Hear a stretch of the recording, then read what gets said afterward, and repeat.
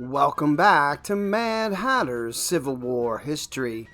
In this episode, we're diving into the Battle of Wilson's Creek, a pivotal clash in August of 1861 that shaped the early days of the Civil War in the Western theater.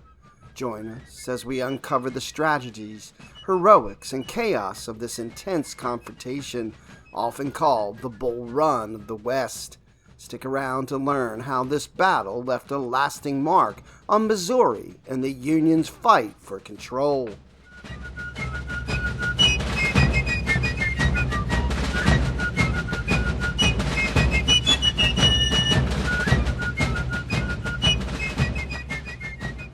At the beginning of 1861, Missouri was in turmoil. A slave state since its inception in 1820, Missouri had grown increasingly tied to urban industry. Cotton and tobacco had given way to factories, and transplanted Northerners and foreign immigrants were flocking to the cities. The election of Republican Party candidate Abraham Lincoln as president that previous November underscored the potential for armed conflict between northern and southern states. As a vital border state, Missouri was a prize much sought by both sides. Governor Claiborne Jackson was among the old guard who felt that Missouri's destiny lay with the South. Dismayed when a state convention voted to maintain Missouri's place in the Union, Jackson nevertheless decreed that Missouri would not furnish a single man for what he termed the unholy crusade of war against the South. Missourians wanted no part of civil war, and they made their loyalties known by volunteering heavily for service in Home Guard units, resolving to fight against aggression from either North or South while walking the delicate tightrope of neutrality. In St. Louis, however, belligerent partisans threatened the balance. St. Louis was Missouri's largest city, and as a prominent trade center, it was home to some of the most radical factions.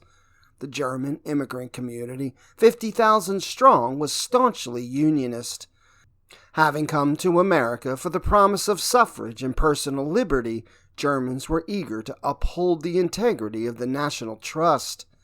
By early 1861, German fellowship societies throughout St. Louis had begun organizing makeshift military companies and drilling under the instruction of veterans of the Prussian army.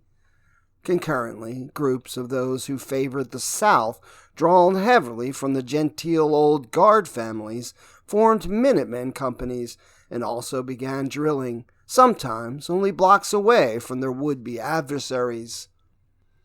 As tensions grew, the rival factions began to raise concerns about the safety of the city's massive arsenal. St. Louis contained the largest arsenal of any slave state, and its tiny garrison was woefully insufficient for its defense. Alarmed by the situation, Republican Congressman-elect Frank Blair, brother of President Lincoln's newly appointed Postmaster General, telegraphed Washington and urged the immediate reinforcement of the arsenal. Notorious for his truculent outspokenness, Blair resorted to irregular measures to augment the arsenal's defenses. Preempting Jackson's refusal to enlist troops for the federal government, Blair began working covertly to arm the volunteer German companies, initiating a subscription drive for musket funds when he was unable to obtain arms from the arsenal itself. Although the Army's Western Department commander, Brigadier General William Harney, shared Blair's concerns, he favored a more cautious approach, hoping to maintain peace in St. Louis through moderation. Instead of mustering the German volunteers, he brought in a modest reinforcement of U.S. Army regulars, drawn from nearby garrisons. Among the reinforcing contingent was a volatile New England-born captain, Nathaniel Lyon, who would soon prove the undoing of all attempts at conciliation. Lyon, a native of Connecticut, harbored a deep-rooted hatred of secession, and his reputation for insubordination preceded him. Reaching St. Louis at the head of his company, he proved an immediate headache for Harney, insisting upon 24-hour perimeter patrols around the arsenal and vehemently urging the construction of firing platforms along the arsenal walls so that marksmen and artillerists could rake all approaches to the building, regardless of potential civilian casualties. Making matters worse, Lyon and Blair forged an instant alliance, with Lyon promising to arm and muster any and all Union volunteers, regardless of Missouri state directives. He urged Blair to arrange Harney's removal from command. Lyon was hardly an iconic hero, an impulsive cigar smoker who loved candy and sported a mouth full of false teeth. He was a marionette of the First Order who believed that he existed as a divine instrument of justice. Devoted to draconian discipline within his command, he had developed a reputation in the regular army for administering punishment that bordered on torture and sadism. He was even court-martialed for illegal, arbitrary, and unmilitary conduct in the violent discipline of a private. Harney did what he could to control the situation through formal channels, but he had no authority over Blair, and time was against him. With rumors afoot of secessionist activity in the Missouri countryside, Blair grew even more determined to see to it that the German volunteers were formally mustered into federal service. On April 21st, Blair tapped powerful contacts in Washington and Pennsylvania, urging Harney's removal in the interest of security. In response, directives arrived, removing Harney and elevating Lyon to department command. German volunteers immediately elected Lyon a brigadier general, and he spent the rest of the week fortifying the arsenal and mustering recruits into the army, overriding the express wishes of the state government. Lyon's accession provoked fear and anger in St. Louis, and the city erupted with violent disturbances. In the capital at Jefferson City, Governor Jackson, who had already commenced secret negotiations with Confederate President Jefferson Davis, called out the state militia on the pretense of protecting Missouri from outside agitators. Militiamen began converging on camps throughout the state. St. Louis became home of Camp Jackson, named for the governor, a base that attracted some 900 volunteers whose ranks included many of the pro-Southern Minutemen. Their presence deeply incensed Lyon. Emboldened by the considerable growth of his arsenal force, it was now almost 8,000 strong, he determined to capture the camp, and he scouted it himself while disguised as an old woman. Returning to the arsenal, Lyon continued to make preparations to fight, but he soon received an alarming surprise. Harney, who had appealed to General-in-Chief Winfield Scott in Washington for reinstatement, was due to return in 2 days to resume command. If Lyon was to act, he had no time to lose.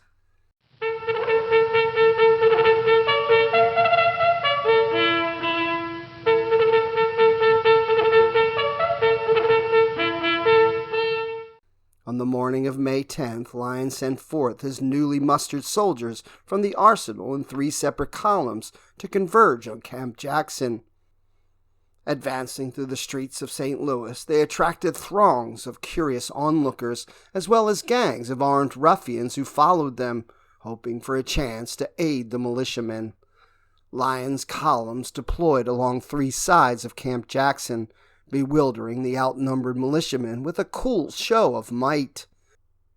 When all was ready, Lyon sent a messenger to deliver a strict ultimatum he had written the night before. It accused the militia members of hostility to the federal government and demanded their immediate surrender. The militia commander protested that this demand was illegal and unconstitutional, but he agreed to comply.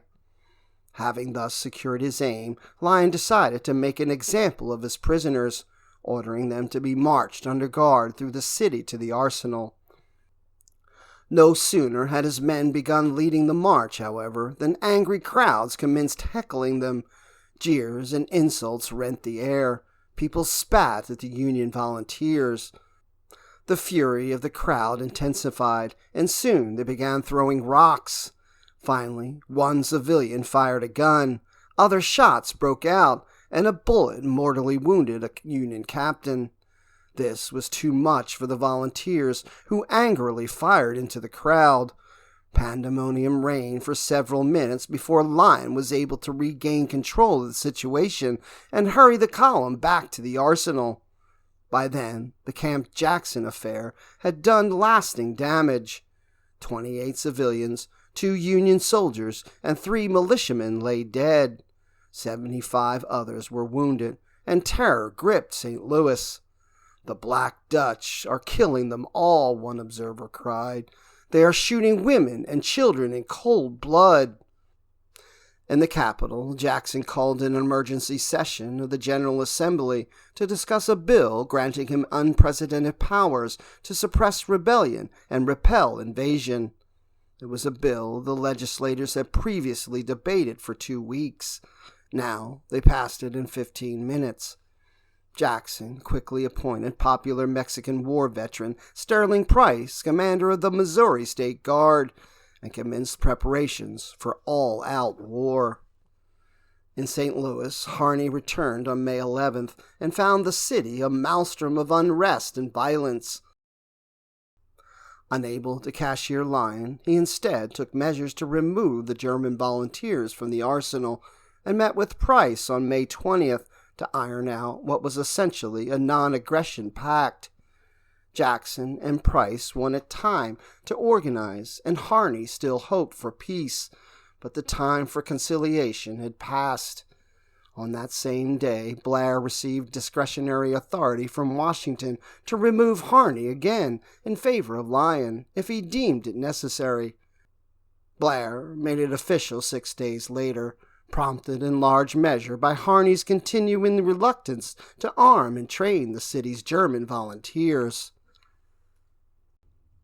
On June 11th, Jackson and Price traveled to St. Louis under guarantee of safe passage to meet with Lyon and determine whether he would honor Harney's previous terms.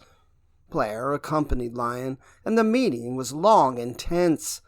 After 4 hours of unsettling debate, Lyon rose from his chair, snuffed out his cigar, and declared, "Far better that the blood of every man, woman, and child within the limits of the state should flow, than that she should defy the federal government. This means war." He gave the visitors an hour to leave his camp. Jackson and Price left for Jefferson City that night, and Jackson issued a proclamation calling on Missourians to repel the federal invasion, reminding them that they were under no obligations to obey the unconstitutional edicts of the military despotism at Washington, nor submit to the infamous and degrading sway of its wicked minions in Missouri. Such defiant rhetoric was no substitute for military preparation, and Lyons was already several steps ahead. Refusing to temper his aggressions to address supply shortages, Lyon moved to execute a highly ambitious plan of campaign. To crush resistance, he envisioned a 2-pronged pincer movement. He would lead half of his force due west up the Missouri River to seize Jefferson City, securing vital communications and dispersing Price's state guard. A second column, under the command of popular German Colonel Franz Sigel, would move southwest to the railhead at Rolla, and then advance across the state to Springfield, where it would act as the anvil against which Lyon would hammer the fleeing state troops. If everything went as planned, federal forces would command virtually all of Missouri's vital river and railroad network.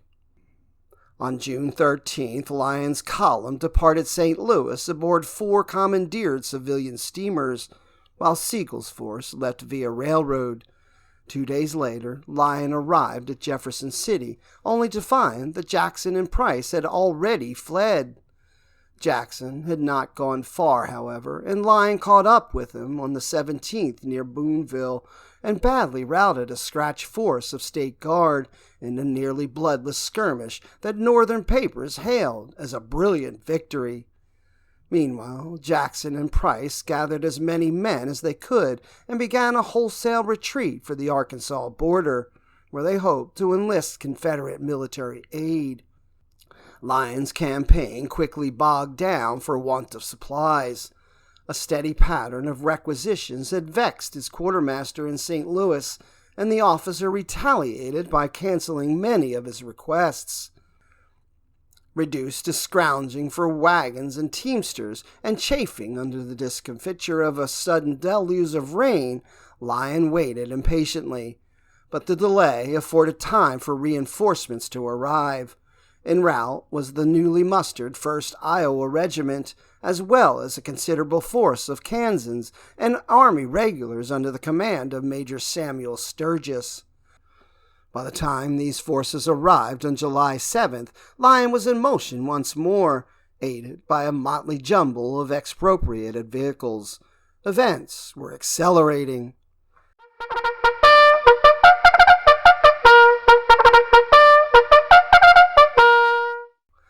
In Arkansas, Confederate Brigadier General Benjamin McClellan had watched Lyon's progress with apprehension. A transplanted Texan, McClellan was something of a legend. Friend of David Crockett, veteran of 2 wars, California gold prospector, congressional representative, Indian fighter, and now district commander for the Confederacy. Assigned to protect the northern border of Indian Territory, McClellan believed that the presence of Price's force in Missouri made his job considerably easier, and he decided to rescue them from the impending defeat. Concentrating his mixed command of Texans, Arkansans, and Louisianans near the border, McClellan rode ahead to confer with Price, and on July 4th he initiated the first Confederate invasion of the United States. The next day, while McClellan's men were pressing into Missouri, Sigel's wing of the Federal pincer teetered near disaster. Having reached Springfield on June 24th, well in advance of Lyon, Sigel had determined to press forward alone and engage the retreating State Guard at Carthage. Sigel had about 1,000 soldiers on hand for the job, while Jackson commanded some 4,000 men. Price was still organizing farther to the south. Sigel was aware of the disparity between forces, and he certainly had sufficient experience to evaluate the situation.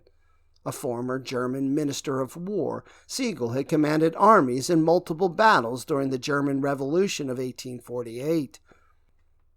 On July 5th, Sigel rashly attacked Jackson's force and then withdrew. Casualties were low, a little more than 100 in all, but the Missouri State Guard reveled in their apparent success. When Lyon heard of the clash, he initiated a forced march to rescue Sigel from himself. Lyon had abandoned much of his baggage train crossing the Grand River, and he had his men stripped down even further as they hurried southward through the night, ultimately covering more than 50 miles in 30 hours to reach Springfield. Upon arriving, Lyon found that Sigel had extricated himself in good order, but now the Federal soldiers in both columns were exhausted, their uniforms reduced to tatters. Demoralized and fatigued, Lyon despaired. "The want of supplies has crippled me," he mourned. "Everything seems to be combined against me." McCulloch and Price, however, were not combining. Learning that Sigel had retreated and feeling disgusted over the lack of discipline in the ranks of the Missouri Guard, McCulloch aborted his invasion and withdrew to Arkansas to await developments. In the meantime, while Jackson strove to enlist support from Richmond, Price went into bivouac to build up his command. The Missouri State Guard now numbered some 7,000 volunteers, including 2,000 who were unarmed. Members were bedecked in all manner of attire, and those that had weapons mostly carried shotguns and squirrel rifles. Struggling through the rudiments of drill, they spent their idle hours sewing uniforms, carving slugs for artillery canisters, and casting bullets. Food was perhaps their most pressing concern. In the absence of a rail or river base, the Guards stripped the surrounding countryside clean of food. Soon they would have to either advance or retreat to find more. In Springfield, Lyon was dealing with the same dilemma. Food had grown scarce due to the haphazard supply situation. Typhoid and diarrhea ravaged the ranks, and discipline was breaking down. Enlistments, many of which had been for 3 months, were running out, and before the end of July, 2,000 men left the ranks and decamped for St. Louis. Blair's arrival in Washington had coincided with the appointment of a new department commander, Major General John C. Fremont, who was supposed to operate out of St. Louis and direct supplies and reinforcements to the front. Lyon bombarded him with a flurry of demands, but Fremont proved notably unresponsive. If he fights, the new department commander said of Lyon, he will do it upon his own responsibility. From his vantage point in St. Louis, it was clear to Fremont that Lyon's campaign had already succeeded. The heart of Missouri was securely in federal control, and Price's recruiting efforts had been quashed. If Lyon was too short of supplies and soldiers to hold on to at Springfield, Fremont advised him to make a strategic withdrawal to Rolla and repair his command for future service. It was a sensible suggestion, but one that Lyon could not bring himself to follow. Instead, the truculent New Englander determined to strike forward once more, regardless of the conditions. On the morning of August 1st, he marched his combined command of fewer than 6,000 men through the blistering heat in search of battle.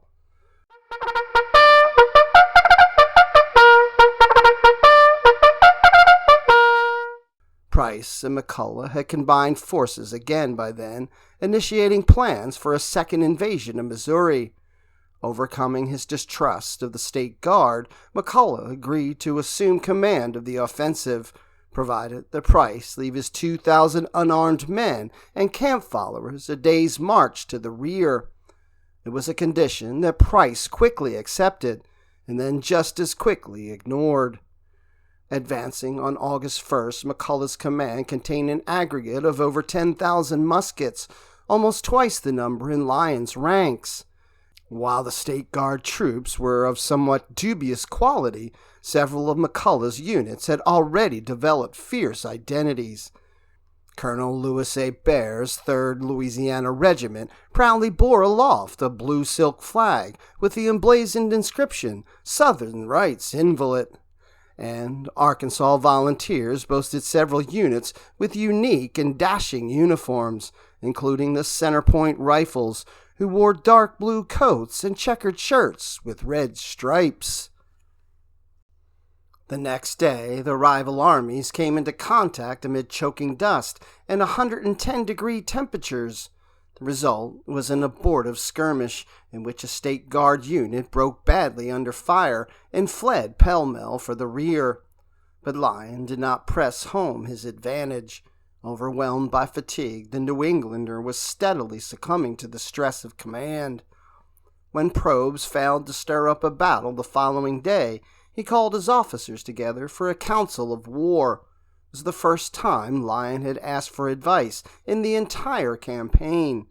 Once convened, the officers voiced concern over the supply situation, and Lyon gloomily offered a withdrawal to Springfield. Now the initiative passed to McCulloch, who was not eager to seize it. Thoroughly vexed over the performance of the State Guard, he ordered a pursuit only after squabbling with Price. Then, after exhausting his men with forced marches in the blazing sun, he lost his resolve altogether and ordered his units into bivouac at Wilson's Creek, 10 miles south of Springfield. For Price, it was becoming irritatingly apparent that the famous Texan was afraid to fight.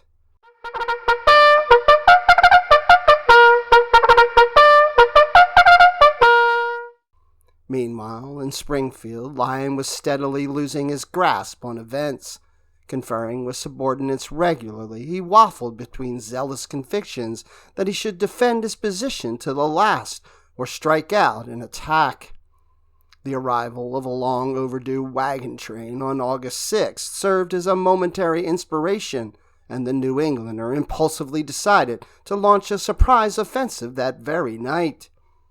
Stirring the men from their camps, he sent them to the jump-off positions, but then he somehow lost track of time. As 10 p.m. gave way to 3 a.m., a bewildered Lyons suddenly realized that the night was too far gone and canceled the attack. For the men in the ranks, the abortive escapade was deeply confusing, and it did not help their confidence that Lyon persisted in keeping them under arms all day on August 7th in the sweltering heat. Exhausted and irritated over what seemed unnecessary exertions, the men watched for rumored enemy advances from all directions, none of which materialized. That night, Lyon convened his officers again to debate how to proceed. Most thought a withdrawal to Rolla the best option, but Brigadier General Thomas Sweeney, a one-armed Irish regular, delivered an impassioned diatribe in opposition. "Let us eat the last bit of mule flesh and fire the last cartridge before we think of retreat," he urged. Newly persuaded, Lyon presented a new line of reasoning. Withdrawing without battle would run the risk of having to fight every inch along the line of retreat, he warned. An attack was necessary to get away safely. Inspired by his convoluted logic, Sigel proposed an audacious plan to divide the army into 2 columns and attack the enemy camp from front and rear at once. It was a plan that violated basic military logic, as it called for the division of a smaller force in the face of a larger enemy. All of the assembled officers thought the plan preposterous, and much to their relief, Lyon rejected it. Instead, he told them to prepare for an advance the following evening, preparatory to a combined frontal attack at dawn on the 10th. On the morning of the 9th, however, Sigel paid his commander a special visit and somehow persuaded Lyon to reconsider. Preposterous or not, Sigel's plan would be put to the test. As the men prepared for the night march on August 9th, Lyon rode among the ranks, offering bland words of encouragement. "Men, we are going to have a fight," he said. "Don't get scared. It's not part of a soldier's duty to get scared." Most were unimpressed. How is a man to help being scared when he is scared? One queried. At 5 p.m., the 2 columns swung into motion. Sigel with his brigade of 1,100 Germans, and Lyon at the head of the rest of the 4,000 men in the army. The moon was at a crescent, and the Federal march was uneventful. At this juncture, although the attack plan was risky and the odds unpromising, Lyon had reason to be hopeful. Perhaps as many as a quarter of the men in his column were regulars, and although many of the units were armed with antiquated muskets, their arms were still superior to the ad hoc weapons of Price's State Guard. Moreover, the reinforcing regiments from Kansas and Iowa were rugged and feisty. Colonel George Dietzler's 1st Kansas had a company known as the Stubbs, so called because so many of the members were short. The Stubbs had formed in the antebellum years to defend Bleeding Kansas against Missouri border ruffians, and had earned a reputation for ferocity. The men of the 1st Iowa brought 2 canine mascots with them to battle, and, although their enlistments had expired during the stay in Springfield, the men had voted to stay and fight. Finally, Lyon had another advantage he didn't even know about. McCullough's camp had not posted a picket line. Price had lost his temper on the 9th and delivered an ultimatum to McCullough. If the Texan would not attack, Price would take the State Guard and advance on his own. In response, McCullough had called together his officers for a vote, and found that his was the minority voice of dissent. Reluctantly submitting, the Texan had ordered a night march to prepare for a dawn assault on Springfield on the morning of August 10th. After more than a week of false starts and procrastination, Lyon and McCullough planned to deliver simultaneous strikes. The weather turned stormy just as McCullough prepared to leave. Anxious to avoid getting the men's powder wet, the Texan postponed the march until dawn, but he neglected to send pickets out. The army passed the night unguarded. McCullough's campsite lay on both sides of a shallow stream called Wilson's Creek. The creek ran roughly north and south and was crossed by the wire road, which led northeast to Springfield. Approaching the position at 4 a.m., Lyon chose to leave the road, cross the creek, and attack from due north, hopeful that this would enhance the element of surprise. The trouble was that the landscape was strewn with roving foragers from Price's State Guard, whose undisciplined failure to stay in camp ironically proved helpful. While advancing, Lyon's skirmishers encountered some of these wandering men and put them to flight. But in their retreat, the foragers managed to sound the alarm. Tuned into action, one of Price's cavalry regiments hastily deployed on a hill just north of the camps. The first casualties of the battle occurred while Lyon's advance guard stormed the hill, soon to be rechristened Bloody Hill. Dietzler's 1st Kansas, including the Stubbs, joined the all-German 1st Missouri Regiment and leading the charge. The men moved so cautiously that they did not reach the crest until 5 a.m. At that point, buoyed by success, Lyon proudly proclaimed to his chief of staff, "In less than an hour, the enemy will wish they were 1,000 miles away." McCullough just might as well have been that far away, for he was completely in the dark when the opening shots rang out.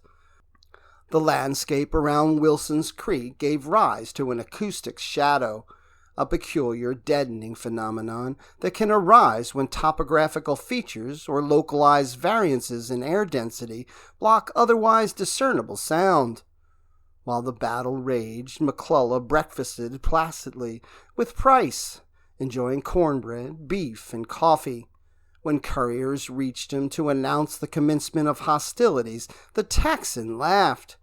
Still, he sent some cavalry to investigate, and when further reports of fighting trickled in, he decided that it was time to adjourn his meal. By then, Lyon's advance had begun to bog down, not because of the threat posed by Price's cavalry, which the Federals had brushed away, but because of an unnerving effect of an artillery battery that took Lyon completely by surprise when he pushed to the crest of Bloody Hill. The battery was located at the edge of a cornfield on the far side of Wilson's Creek. Its men had been in the midst of preparing breakfast when they observed the action opening and decided to pitch in, delivering a blast of case shot and shell against the Federal flank. Lyon halted and brought up a battery of his own, and a strangely personal duel ensued. Commanding Lyon's battery was Captain James Totten, a Pennsylvania-born regular who had served in Arkansas before the war. Venerated as a local hero by the citizens of Little Rock, Totten had received a sword as a token of esteem from the Arkansas ladies, and then had horrified them by unsheathing it in defense of the Union. Engaging him was the Pulaski Light Battery, formerly the Totten Light Battery, whose gunners Totten had personally trained while stationed in Arkansas.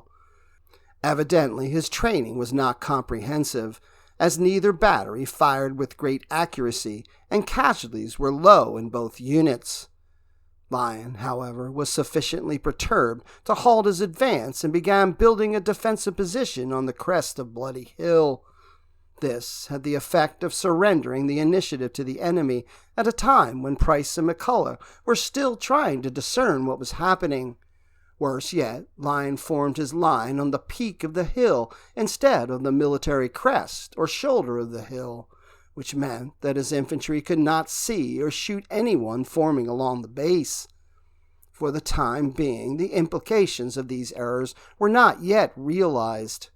Lyon, pleased with his progress, listened with encouragement as the first sounds of artillery erupted from the south, signaling the opening of Sigel's offensive. The German colonel's attack was actually faring better than he or Lyon could have foreseen. Arriving on schedule, Sigel discovered, much as Lyon had, that the enemy camps were unguarded. Texas, Arkansas, and Missouri soldiers were sleeping or milling about in a stubble field, completely ignorant of the engagement that had opened scarcely a mile away. Acoustic shadow was doing double duty for the Federals this day. Sigel promptly ordered up a battery of artillery and opened fire on the enemy camp. The result was instant pandemonium. Stunned Confederates dissolved into a wild mob, spreading panic among the thousands of unarmed men and camp followers who Price had insisted upon bringing along. Delighted with his progress, Sigel advanced his infantry into the stubble field, gathering more than 100 prisoners with minimal effort. In the meantime, Lyon was actively striving to advance once more, having amassed some 2,800 men on the hill. He finally launched a probe with the 1st Missouri and 1st Kansas regiments. High prairie grass, thickets, and scrub oaks undermined coordination, and the regiments essentially blundered into Price's still-forming line at the base of the hill. The 1st Kansas went in with a cheer, trading close-range volleys with Price's men. The commander of the 1st Missouri Regiment, Lieutenant Colonel George L. Andrews, was preparing to charge when he noticed a State Guard unit maneuvering around his flank. The maneuver was accidental, as Price's regiments were still coming into line chaotically due to poor coordination and discipline. But the two Federal units suddenly stopped advancing and braced themselves for an attack. Price quickly complied. A protracted struggle began on the side of the hill, sometimes at a distance as short as 30 yards. It was a perfect hurricane of bullets, one participant observed. Casualties accumulated rapidly, while officers walked the line shouting words of assurance. One major in the 1st Kansas even promised his men that anyone killed in the line of duty would go directly to heaven. The fighting raged inconclusively until nearly 7:30 a.m., at which point the strength of Price's growing line forced Lyon's regiment into retreat. Lyon quickly ordered the 2nd Kansas Regiment to brace the retreating line. "How the blood leaped in our veins then," one of the Kansans recalled. The countercharge was short, fierce, and successful, and Price's Guard units broke off their attack to regroup at the base of the hill. By now, it was 8 a.m. Lyon's offensive had essentially spent itself, and whatever potential for victory remained squarely with Sigel. McCulloch had arrived on Sigel's front, and he was striving to make sense of the Germans' curious movements. After scattering thousands of men about the countryside, Sigel had pushed through the stubble field and deployed his artillery in a farmyard near the edge of the plateau, still some distance from Bloody Hill and the rest of the battle. Then, seemingly content with his accomplishments, the German went about gathering prisoners and shelling distant units of the State Guard. He made no further attempt to reach Lyon and did not even deploy his infantry to defend against a counterattack. Instead, he left the men in columns on the road. Still more absurd, he made little effort to screen the edge of the plateau, which provided ideal cover for a counterattacking force. It was a situation that virtually embraced disaster with open arms, and McCulloch was not long in appreciating the fact. After forming his assessment, the Texan quickly rode off to find men with whom to make it a reality. Neglecting an available reserve of Arkansans, McCulloch summoned several companies of Hebert's 3rd Louisiana. "Come, my brave lads," the general called. "I have a battery for you to charge, and the day is ours." The Louisianans followed dutifully, and McCulloch deployed them just below the edge of the plateau. Sigel had seen the approaching column, but he thought it might be the vanguard of Lyon's forces. To make sure, he sent a solitary soldier down the road to challenge them. Approaching to within a few feet, the soldier found himself face to face with McCulloch. "What is this force?" McCulloch demanded. "Sigel's brigade," the soldier replied. Raising his musket to fire, Luckily for McCullough, one of the Louisianians shot first, dropping the Missourian in his tracks before he could fire. "That was a good shot," the general remarked. He ordered a charge. Sigel's men outnumbered their assailants 3-1, but they were in no state to resist the sudden onslaught. Stunned and bewildered, the artillerists and their meager supports fled wildly across the field, abandoning 4 guns and a caisson and plunging headlong into the column of infantry that Sigel had left undeployed in the road. Panic quickly spread through the column, with German recruits scattering wide-eyed in all directions, despite their commander's energetic attempts to rally them. Sigel strove mightily to make the most of the disaster, salvaging some 400 of his original 1,100 troops and hurrying them to the rear. McCullough's cavalry caught up with him and wiped out most of his force, but Sigel got away. Wrapping himself in a blanket to conceal his ranks, he abandoned his men and hid in a cornfield to evade capture before eventually returning to Springfield. Back on Bloody Hill, Lyon remained ignorant of the events on Sigel's front. It was 10 a.m., and most of the Federal soldiers were in line trading scattered volleys with Price's guard while the ineffectual artillery duel raged on. Lyon's confidence was dwindling. Grazed by one bullet on the side of the head and struck painfully in the calf by another, he was left limping awkwardly to the rear after a third bullet killed his horse. "I am afraid the day is lost," he moaned to his chief of staff, Major John Schofield. "No, General, let us try once more," Schofield responded. Thus encouraged, Lyon determined to return to the front. With help from his staff, he mounted a replacement horse, and with blood dripping from his shoe, he advanced toward the crest of the hill to lead a final desperate charge. Waving his hat, Lyon beckoned to the nearest regiment. "Come on, my brave boys," he cried. "I will lead you. Forward!" Then a volley erupted from the underbrush ahead, a bullet piercing his heart and lungs. Lyon tried to dismount, but fell from his horse into the arms of his orderly, Private Ed Lehman, of the 1st U.S. Cavalry. Lehman, "I am gone," Lyon murmured, then died. Lyon's aide carried his body to the rear and placed it under a tree, pulling his coattails over his face to conceal his identity and prevent panic from spreading through the ranks. Then they sent for Sturgis, the senior officer remaining on Bloody Hill. It took about 30 minutes to locate Sturgis. During that time, Price launched a second major attack. As with the first offensive, the effort was awkward and piecemeal, hindered by the men's poor training and lack of ammunition. Units advanced cautiously until they came within range of the Federal line. Then the men fell prone and hugged the scant cover of the prairie grass as they fired. All the while, Price labored to maintain alignment along the regiments, shrugging off a painful wound in the side. McCullough strove to help with the offensive, redirecting most of his units to Bloody Hill, but few arrived in time to join the action. Ultimately, the second Confederate assault failed much as the first one had, from lack of coordination. Another lull settled over Bloody Hill as Lyon's aides finally managed to locate Sturgis. Distraught over the news of Lyon's death, the major quickly called a council of war to determine how best to proceed. Everyone felt that victory depended on Sigel's timely arrival. No one had heard from the German, but the officers quickly adjourned in excitement after they observed a column of infantry approaching from the south.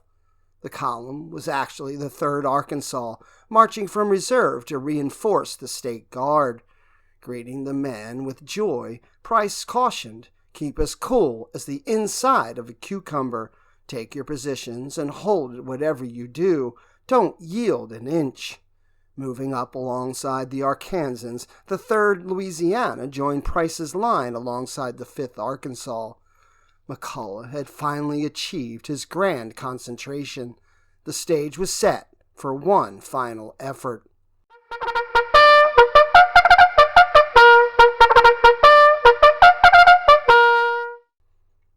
Up and down the line, weary members of the Missouri State Guard joined McCullough's volunteers in charging up Bloody Hill.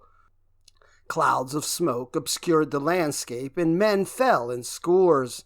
At one point, members of the Guard advanced to within 20 feet of Toten's guns before point-blank blasts of canister sent them reeling. Sturgis pulled part of the 1st Iowa from the line and sent it in a feverish counterattack to plug a hole after another hard-pressed unit buckled. Try as they might, the men of Price's and McCullough's commands were unable to break the Union line. Some of the best blood in the land was being spilled as recklessly as if it were ditch water, one survivor lamented. At this juncture, realizing that Sigel was not coming to the rescue and learning that several of his units were running low of ammunition, Sturgis decided to disengage and withdraw to Springfield.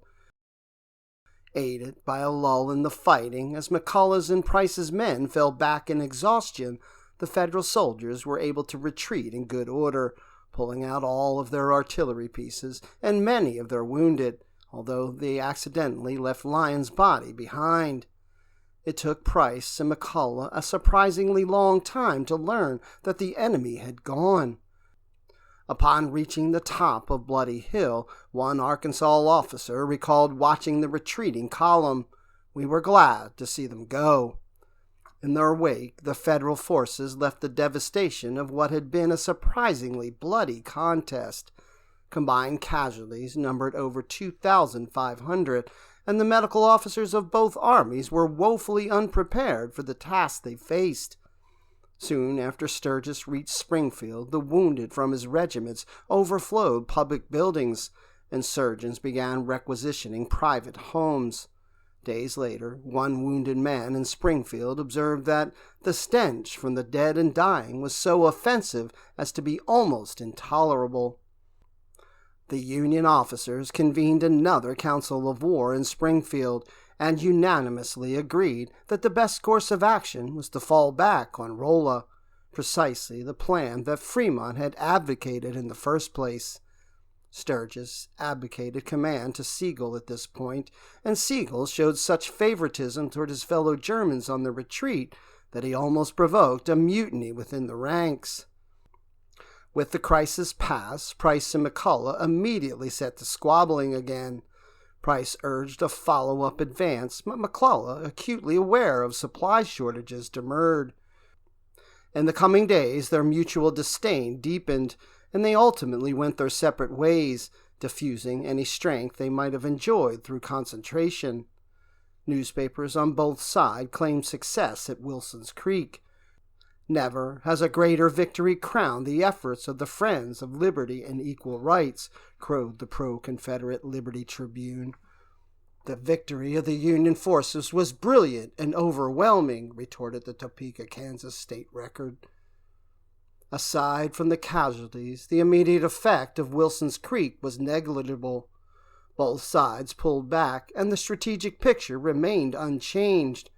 But the larger results of Lyons' campaign through Missouri had far-reaching consequences. In the 2 months' time, the scrappy New Englander had secured most of the state for Union arms, but the aggressiveness of his conquest left the countryside in a state of continual unrest.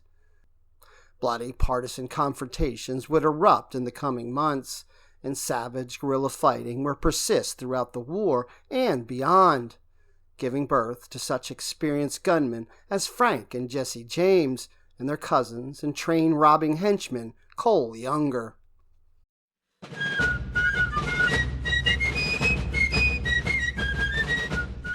Thanks for watching this episode of Mad Hatter's Civil War History.